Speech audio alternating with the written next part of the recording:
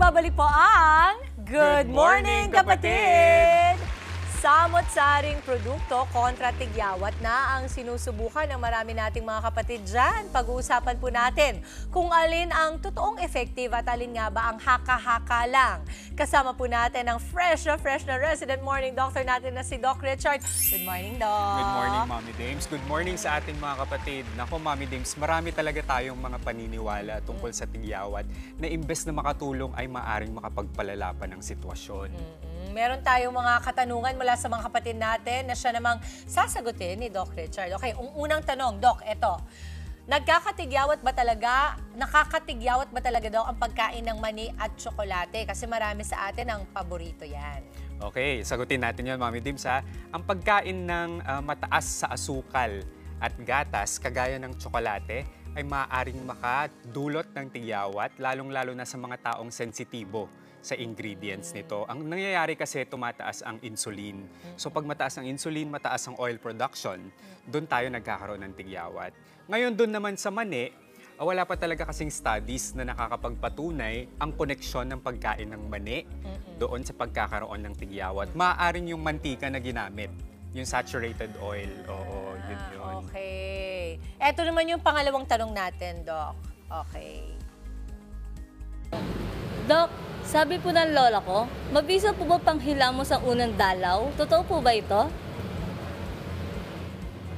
Okay, sagutin natin yan. Hindi ako nakapag-react.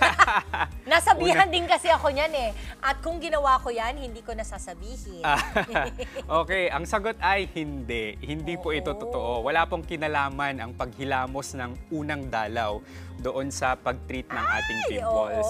At pwede nga itong makapagdulot ng infection, Mami Dims, dahil contaminated kasi ng dead skin cells yung galing. Ito galing kasi siya sa matres. Oo, tsaka hindi ko ma-imagine. Okay, eto naman po ang pangatlong tanong. Doc, totoo po bang sabi-sabi sa online kapag ang tagyawat ay pahiran ng toothpaste, mabilis matuyo? Okay, ang paggamit ng toothpaste sa tigyawat, Mami Dims, hindi po ito totoo. Okay, kasi sa ngipin yun talaga Para ginagamit. sa ngipin siya, wag po sa balat. May mga ingredients kasi yan na pwedeng makasunog. So ang nangyayari, pwede nitong palalain ang inyong tigyawat. Delikado pala yan. Ito naman po, ang isa pang tanong, Doc. Hi Doc, bakit po hindi nawawala yung pimples ko kahit madalas naman po ako naghihilamos at naglilinis na mukha? Okay, Mommy Dims, kasi ang tigyawat marami kasing sanhi talaga yan. So isa na rin yung hormonal imbalance. Kaya kahit regular kang maghilamos, hindi pa rin siya mawawala. Okay, pag sinabi mo bang hormonal imbalance, Doc, does it cover PCOS? Yes, diba? Polycystic ovarian syndrome, yung PCOS, kapag may menstruation, ang isang tao, ayan, nagkakaroon ng hormonal imbalance. Tsaka puberty, yung mga nagbibinata, nagdadalaga. Hindi, tsaka di ba minsan, dati nung mga pandemya, pati yung mga pagmamas, pati yung mga nakaka-pimples daw yan. At tsaka yan. Stress. At stress. At kulang sa tulog, yan. At paninigarilyo din ba? O, tingnan tama, mo, sabi ko na, alam ko talaga. Okay, eto Doc, move on naman tayo sa ating huling tanong.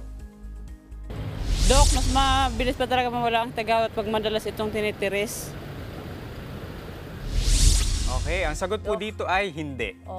Wag po natin titirisin ang ating tigyawat dahil pag tiniris natin, lumalalim lang ito. Kinakalat lang natin yung bacteria. So lalo lang siya magiging inflamed. Tapos pwede rin, pwede kang magkaroon ng scar o peklat na malalim. That's right. At saka diba yung mga tigyawat, iba-iba siya. Katulad ko, Doc, yung tigyawat ko, wala siyang laman or mata. So medyo cystic yung akin. Cystic, okay. So paano mo yung titirisan pagka ganun, diba? Huwag nyo na lang galawin ang tigyawat ninyo. Kahit maliit lang ito, kaya malaki. Kasi pwedeng kumalat yung infection talaga dyan. Kasi yung mga kamay din, madudumi, diba? Oo. Ay, nako, Doc, maraming salamat. Ang dami ko na namang natutunan. Yes. At yung mga tinatakal natin dito sa Balik Alindog ay talagang pinagdadaanan ng mga kapatid natin anuman ang kanilang edad. So, syempre, at the end of the day, gusto natin na kung grumabi na yung pimple, pumunta na lang kayo sa doktor kagaya ni Doc Richard. Maraming salamat, Doc Richard. Abangan pa namin ang iyong mga Balik Alindog tips. Para sa ating mga kapatid, kung meron pa po kayong mga katanungan tungkol sa skincare at lifestyle, i-message lang ang aming Facebook page na Good Morning Kapatid. Mga kapatid, Dimples Romana po, kumpletuhin ang inyong umaga ng mga kwentong puno ng inspirasyon. Salubungin po ang bawat araw ng may ngiti at pag-asa. Kaya't mag-subscribe na po at mag-follow na sa aming social media pages ng News 5.